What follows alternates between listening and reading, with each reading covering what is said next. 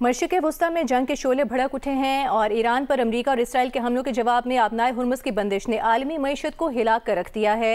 محض تیل کی ترسیل ہی نہیں بلکہ آبنائے عالمی تجارتی بقا کے لیے ناگزیر ہے، جس کی بندش سنگین عالمی بحران کا پیش خیمہ ہے۔ اس بارے میں ریاض احمدی رپورٹ کر رہے ہیں۔ مشرق وسطی کا سمندر ایک بار پھر عالمی توجہ کا مرکز ہے۔ ایران، امریکہ اور اسرائیل جنگ نے اس بومرینگ نما سمندری راستے کو بند کر دیا ہے، جسے آبنائے ہرمز کہا جاتا ہے۔ خلیج فارس کو خلیج عمان سے ملانے والی یہ گزرگاہ جغرافیائی طور پر ایک مشکل ترین راستہ ہے۔ یہاں سے گزرنے والے بحری جہازوں کو 90 ڈگری کا ایک تیز موڑ لینا پڑتا ہے، جہاں سمندر کی چوڑائی سکڑ کر محض 33 کلومیٹر رہ جاتی ہے۔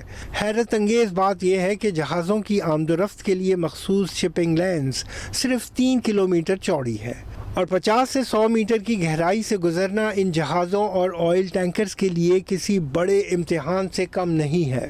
آبنائے ہرمز صرف پانی کا راستہ نہیں بلکہ عالمی معیشت کی وہ شہرگ ہے جس کے کٹنے کا تصور بھی ہولناک ہے۔ دنیا کی مجموعی ضرورت کا 20% خام تیل روزانہ یہاں سے گزرتا ہے، جبکہ قطر کی LNG کا بڑا حصہ بھی اسی راستے سے ایشیا اور یورپ جاتا ہے۔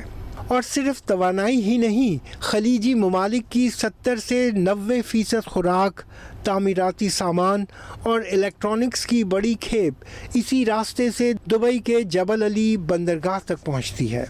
اس گزرگاہ کے شمال میں ایران اور جنوب میں عمان کا جزیرہ نما مسندم واقع ہے۔ یہاں کے اہم جزائر قشم، ہرمز اور لارک تو ایران کے کنٹرول میں ہے۔ اس کے علاوہ ابو موسیٰ اور تومب کے 2 چھوٹے جزیرے بھی ہیں جن پر ایران اور متحدہ عرب امارات کے درمیان تنازع ہے۔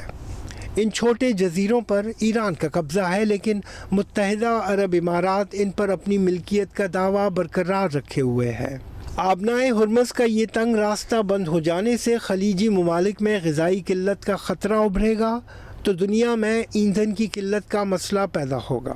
اگرچہ وینزویلا کے تیل پر قبضے اور امریکی ریفائنریز کو فعال کرنے سے دنیا کو تیل سپلائی کا ایک اور ذریعہ مہیا ہے، لیکن اس کے باوجود آبنائے ہرمز کی لہروں میں چھپی بے چینی عالمی معیشت کے لیے ایک بڑا سوالیہ نشان بن چکی ہے۔